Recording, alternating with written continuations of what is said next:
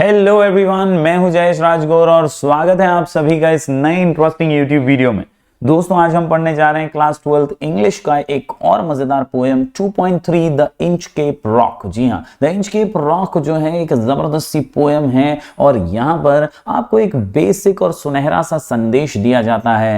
As you sow shall you reap, जैसा बोओगे वैसा फल पाओगे। बहुत ही बेसिक और सिंपल सी पोएम है, हालांकि थोड़ी सी लेंदी जरूर है, लेकिन बड़ी ही मजेदार कहानी के साथ आपको समझाती है कि यार अगर किसी के लिए बुरा करोगे तो आपको भी रिटर्न में बुरा ही झेलना पड़ेगा, फेस करना पड़ेगा। चलिए शुरुआत करते हैं इंचकेप रॉक की। इस वीडियो को अंत तक देखिएगा, चैनल पर नए हैं तो सब्सक्राइब कीजिए, बेल आइकन दबाइए, क्योंकि यहां आपको लगातार ऐसे ही इंफॉर्मेटिव वीडियोस मिलते रहेंगे। दोस्तों, अप्रिसिएशन 4 मार्क के लिए आता है, जैसा कि मैंने हर वीडियो में बताया है। 2 मार्क्स थीम और लैंग्वेज फीचर के हैं, 1 मार्क प्रेजेंटेशन और एक्सप्लेनेशन का, और 1 मार्क अपने पर्सनल ओपिनियन और इवैल्यूएशन का। तो ये 4 मार्क का डिस्ट्रीब्यूशन है। अगर इंचकेप रॉक आता है तो भी आपको यही मार्किंग स्कीम फॉलो करनी होगी। दोस्तों, द इंचकेप रॉक एग्जैक्टली है क्या? तो it is a poem about the story of the abbot of Aberbrothok and a pirate. एक पायरेट है और एक बहुत अच्छे प्रीस्ट हैं, एबॉट ऑफ एबोब्रथॉक, और इनके ही ये कहानी रॉबर्ट साउदी हमारे समक्ष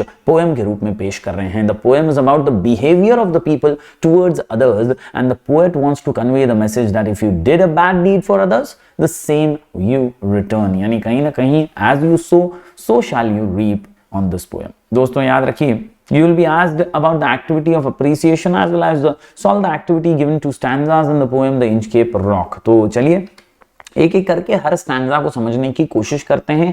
काफी लंबी पोएम है तो अंत तक बने रहिए और लिख करके नोट डाउन जरूर कीजिएगा। पहला स्टैंजा में कहते हैं, no stir in the air, no stir in the sea, the ship was as still as she could be, her sails from heaven received no motion, her keel was steady in the ocean. आहा, मतलब एकदम सुनहरा सन्नाटा। यहां पर बताया गया है समंदर में खामोशी है, एकदम खुशनुमा सा माहौल है, और पोएट कहते हैं that in the air there is no movement, कोई मूवमेंट नहीं है, and there is no move over the sea as well, एकदम शांत समंदर दिखाई दे रहा है।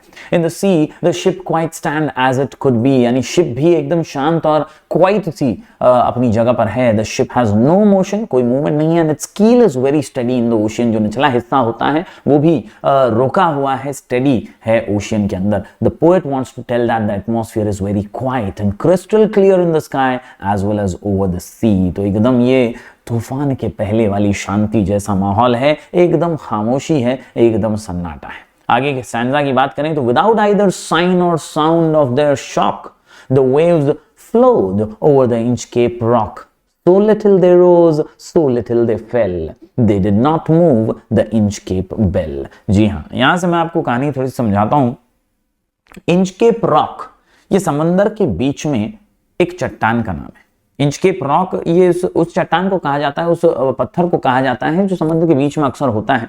हमने टाइटैनिक मूवी के अंदर भी देखा है कि किस तरह से एक आइसबर्ग से टाइटैनिक टकरा जाती है, जो समुद्र के बीच में बना होता है, और कहीं ना कहीं उससे टकरा जाने से पूरा टाइटैनिक डूब जाता है। तो कई जहाज ऐसे ही अलग अलग रॉक्स से, पत्थरों से टकरा करके डूबने की परिस्थिति फेस करते हैं, बहुत ज्यादा नुकसान भी होता है। ऐसे में इंचकेप रॉक से अक्सर जहाजों को खतरा होता है। इस कहानी में भी इंचकेप रॉक की ही बात की गई है। ये इंचकेप रॉक जो होता है ये बहुत ही रिस्की होता है, और ऐसे में कई बार नाविक जो होते हैं, जो सेलर्स होते हैं, उन्हें अंदाजा नहीं होता कि सच में ये इंचकेप रॉक कहाँ है। क्यों? क्योंकि ये कई बार जो है ये पानी उसके ऊपर से चला जाने की वजह से दिखाई नहीं पड़ता है। इंचकेप रॉक छुप जाता है और पानी उसके ऊपर से आ जाता है, तो ये नजर नहीं आता है।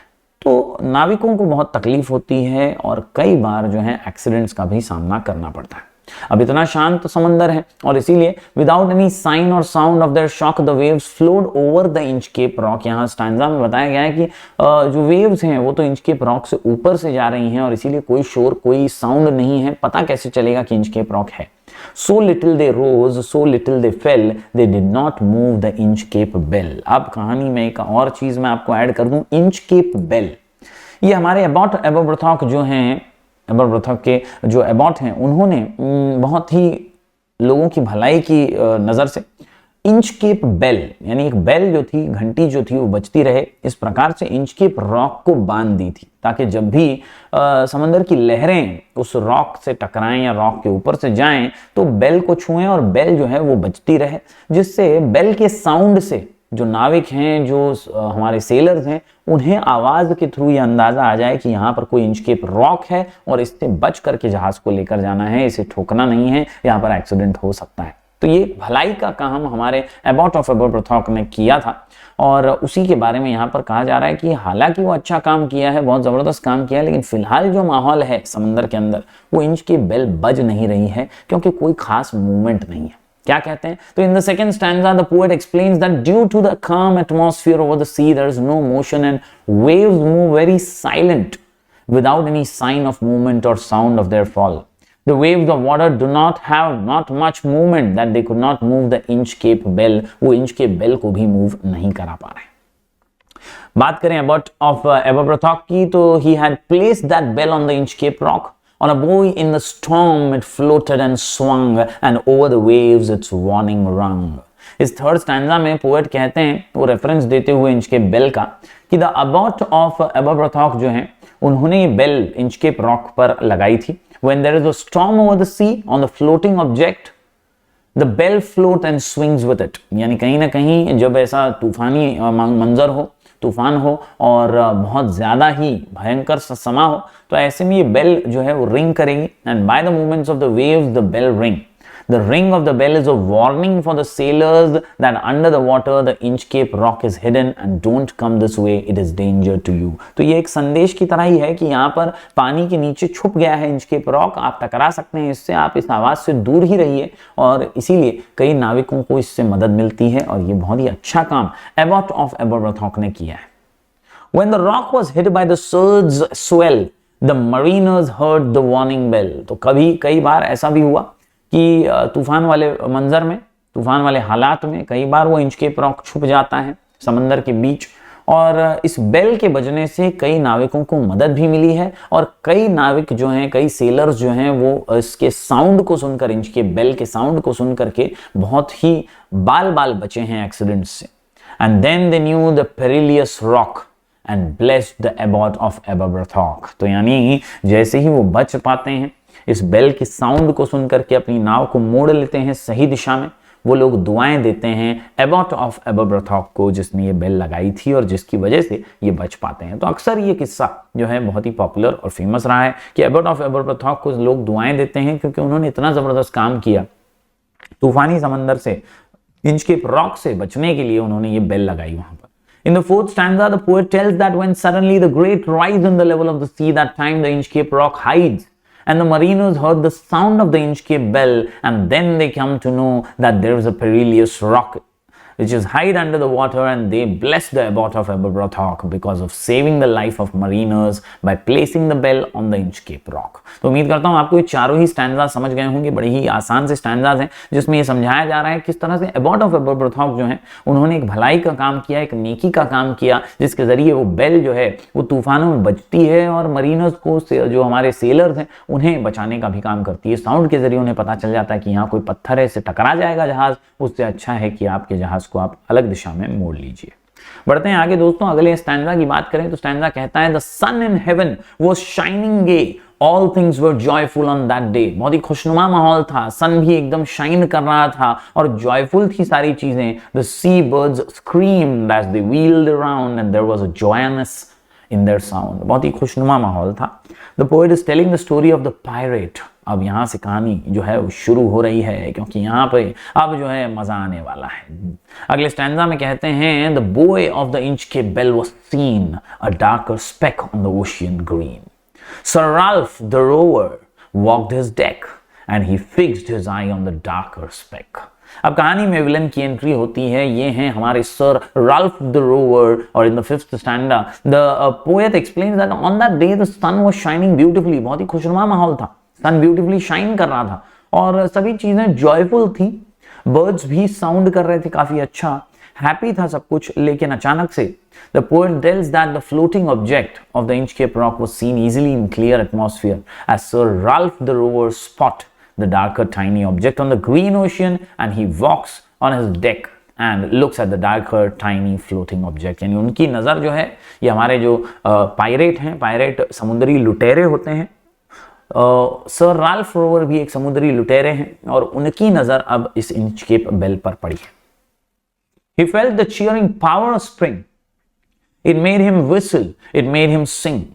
His heart was mirthful to excess, but the rover's mirth was wickedness. कहीं ना कहीं ये wicked था, ये jealousy से भरपूर था, और इसीलिए इतने खुशनुमा माहौल में भी कहीं ना कहीं इसकी हैप्पीनेस में एक गुस्सा, एक जेलसी थी इंचकेप बेल के बारे में, क्योंकि वो जानता था कि जो भी इस इंचकेप बेल को सुन लेता है और दिशाओं को बदल के बच जाता है, वो दुआएं देता है किसको? अबाउट ऑफ अबरथॉक को, और वो ये इसे बहुत ही ज्यादा चिढ़ मच रही थी इससे। दोस्तों, in the 7th stanza the poet tells that the Sir Ralph the rover felt so happy and became so energetic by looking at the Inchcape bell, but in his happiness there was wickedness and his intent to destroy the Inchcape bell. वो उस Inchcape bell को destroy करना चाहता था, यही उसकी मंशा थी, यही उसकी नीयत थी। His eye was on the Inchcape float, और उसने आवाज लगाई, My man, put out the boat and row me to the Inchcape rock and I'll plague the abbot of Aberbrothock। जैसे ही उसकी नजर उस इंचकेप रॉक पर पड़ी, शांत समंदर था, और उसने सोचा आज तो मैं इस एबॉट ऑफ एबरब्रथॉक का नाम निशान मिटा दूंगा, बहुत लोग इसको दुआएं देते हैं, मैं एक काम करता हूं। उसने अपने आदमियों को, जो अपने साथ मौजूद थे, जो दूसरे लुटेरे थे बोट में, उनको आवाज लगाई और बोला कि एक छोटी बोट दे दो मुझे, और छोटी बोट से वो इंचकेप रॉक की तरफ गया और वहां जाकर के उसने बेल को निकालने की और डिस्ट्रॉय करने की शुरुआत की। In the 8th stanza, the poet tells the further action of Sir Ralph the Rover. His eyes were fixed on the Inchcape floating object. He said his men to put out the boat and row him to the Inchcape rock. He will give pain or trouble to the abbot of Aberbrothock by destroying the Inchcape bell from the Inchcape rock। मतलब उसका मकसद clear था, वो बुरा करना चाहता था, उसकी नीयत में ही बुराई थी। वो चोर था, लुटेरा था, डाकू तो था ही, इसके अलावा वो विकेट भी था, और वो देख नहीं पा रहा था कि लोग दुआएं दे रहे हैं अबाउट ऑफ एबरब्रथॉक को। वो चाहता था कि लोग उसे भूल जाएं, उसे सर्वनाश कर दें, और इसीलिए उसने इंचकेप बेल का डिस्ट्रक्शन कर दिया इंचकेप रॉक पर जाकर के। The boat is lowered, the boatmen row, and to the Inchcape rock they go. Sir Ralph bent over from the boat and he cut the bell from the Inchcape float। तो जो floating object था वहां से Inchcape bell को sir Ralph the rover ने काट दिया। Down sunk the bell with a gurgling sound. The bubbles rose and burst around। जैसे ही डोरी कटी और बेल डूब गई, एक गर्गलिंग साउंड सा हुआ। दोस्तों, सर राल्फ ने कहा, The next who comes to the rock won't bless the abbot of Aberbrothock। जैसे ही बेल डूब गई, सर राल्फ द रोवर यानी जो पायरेट लुटेरा था, उसे बहुत ही खुशी हुई, और उसने कहा जोर से चिल्ला करके कि अब जो यहां से गुजरेगा ना अगला, वो एबॉट ऑफ एबरब्रथॉक को दुआएं नहीं दे पाएगा, क्योंकि वो खुद ही इस रॉक से टकरा करके मारा जाएगा। In the 10th stanza, the poet tells that by cutting the bell started sinking with a gurgling sound, and the bubbles rose and started to burst around over the sea. Sir Ralph the Rover said the now, Those next who comes to the rock will not bless the abbot of Aberbrothock because the bell is not over there। अब bell ही नहीं है तो bell बजेगी नहीं, और bell बजेगी नहीं तो rock के बारे में समझ नहीं आएगा, और कई नाविक इस रॉक से टकरा करके एक्सीडेंट को फेस करेंगे। अगले स्टैंजा की बात करें तो sir Ralph the rover sailed away. अब वो चले गए, आगे बढ़ गए अपनी चोरी चकारी डकैती की जिंदगी में। वो इसी समंदर को पार करते हुए आगे निकल गए। He soared the seas for many a day। कई दिनों तक वो प्रवास करते रहे, जर्नी में आगे बढ़ते रहे। And now grown rich with plundered store, he steers his course for Scotland shore। यानी दोस्तों देखिए कहानी कैसे अब परिवर्तन ले रही है। हमारे जो राल्फ द रोवर हैं, चोर लुटेरे, उन्होंने इंचकेप बेल को तो काट दिया और अपने सफर पर आगे चले गए। आगे जाकर के उन्होंने कई लोगों को लूटा, कई लोगों से जहाजों को लूटा और काफी पैसा कमाया, बहुत रिच बन गए, बहुत पैसा उन्होंने लूटा लोगों से। और समुद्री लुटेरे थे, लूटना फितरत थी, तो काफी पैसा उन्होंने, वेल्थ उन्होंने कमा ली। और इस स्टैंजा में यही बताया गया है, the poet tells that by cutting the bell sir Ralph the rover felt happy and sailed away over the sea. वो आगे चले गए बेल को काटने के बाद, और फ्रीली पूरे समंदर में वो राज करने लगे। बहुत उन्होंने लूटा लोगों को, became rich with the big amount of looted wealth, and then he directs the course of the ship towards the Scotland shore। कई दिनों के बाद अब उन्होंने डिसाइड किया कि चलो अब स्कॉटलैंड के शोर पर वापस जाते हैं, फिर एक बार अपने घर जाते हैं। समुद्र में बहुत लूट उन्होंने मचा दी थी, बहुत पैसा भी उन्होंने कमा लिया था, और वो अब वापसी के जर्नी को शुरू कर रहे थे। So thick a haze spreads the sky. They cannot see the sun on high. The wind hath blown a gale all day. At evening it had died away. अब कहानी में ट्विस्ट आने वाला है दोस्तों. Sorry. In the 12th stanza, the poet tells that in the direction towards Scotland shore they cannot see easily because of the thick mist that overspread the sky. कहीं ना कहीं अब अंधेरा घना हो चुका है. स्कॉटलैंड के शोर की तरफ आते हुए सर राल्फ द रोवर को अब कुछ नजर नहीं आ रहा है, नाविकों को और साथियों को कुछ नजर नहीं आ रहा है, अंधेरा घना है. Even though they can not see the sun in the sky, the wind has blown the storm all day, but in the evening it vanished away. तो अब एकदम खूंखार, खुफिया और सन्नाटे वाली रात है, अंधेरा है, घना, कुछ भी नजर नहीं आ रहा है. स्कॉटलैंड के शोर पर वापस आने के इस प्रवास में कठिनाइयां हमारे राल्फ रोवर को भी होने वाली है. On the deck, the rover takes his stand. So dark it's they see no land. Quoth Sir Ralph कहते हैं, it will be lighter soon. जल्दी अंधेरा हट जाएगा और चांद निकलेगा. तो चांद निकलेगा तो कुछ न कुछ नजर जरूर आएगा. आगे बढ़ते रहो, ऐसा उसने अपने लोगों को, अपने साथी लुटेरों को आश्वासन दिया. Can't hear, said one, the breakers roar, for methinks we should be near the shore. Now where we are I cannot tell, but I wish I could hear the Inchcape bell.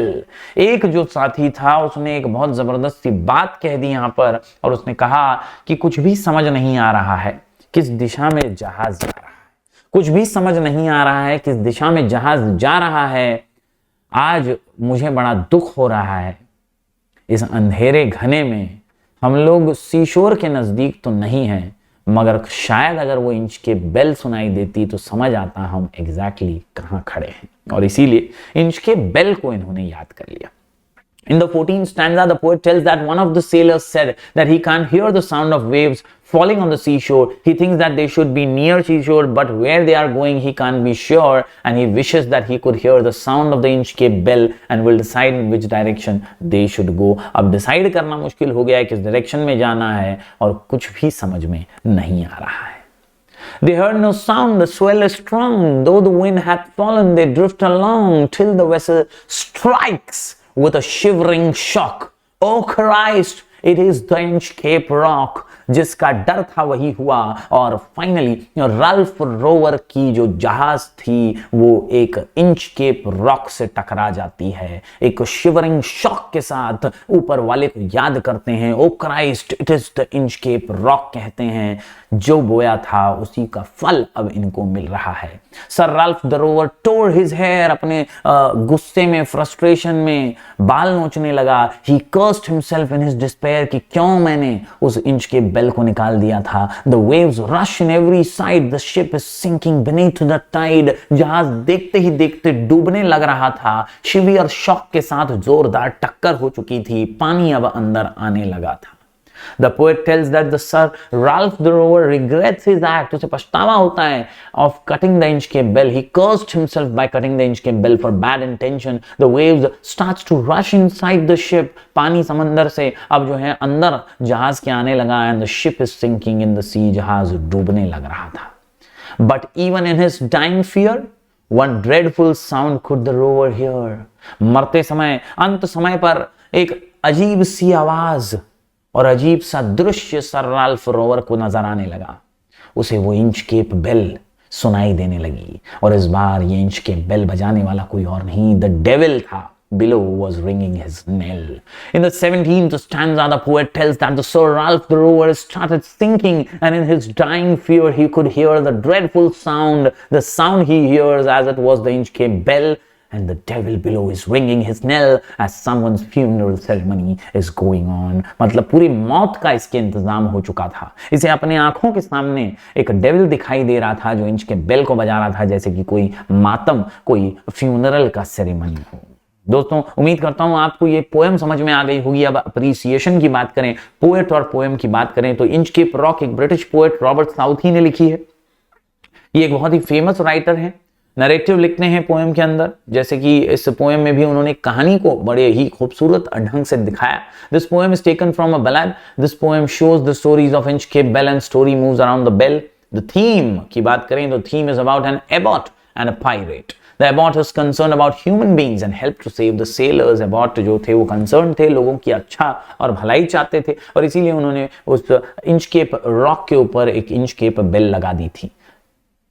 दोस्तों बात करें poetic style की, तो ये free verse है consisting of 4 stanzas. Use of personal pronouns है. The poem is a ballad, a story told in stanzas of 4 lines with AABB rhyme. The story is narrated in a beautiful way और बहुत ही simple और easy language में से narrate किया गया है।